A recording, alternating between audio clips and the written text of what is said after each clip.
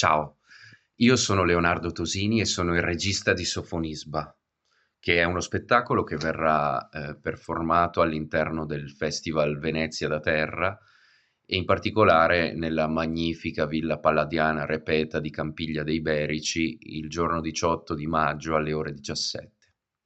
Sofonisba è un testo importante per la cultura italiana e per la cultura europea, perché è il capostipite di un certo tipo di tragedia basata sui canoni classici, sui canoni delle tragedie greche.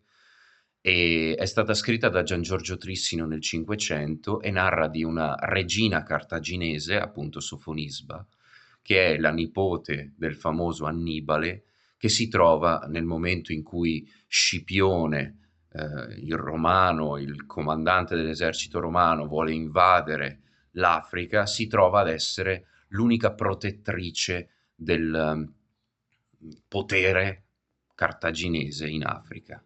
Riuscirà Sofonisba a non finire prigioniera dei Romani e a mantenere il suo potere? Lo vedremo insieme a Villa Repeta, a Campiglia dei Berici, il 18 maggio alle ore 17.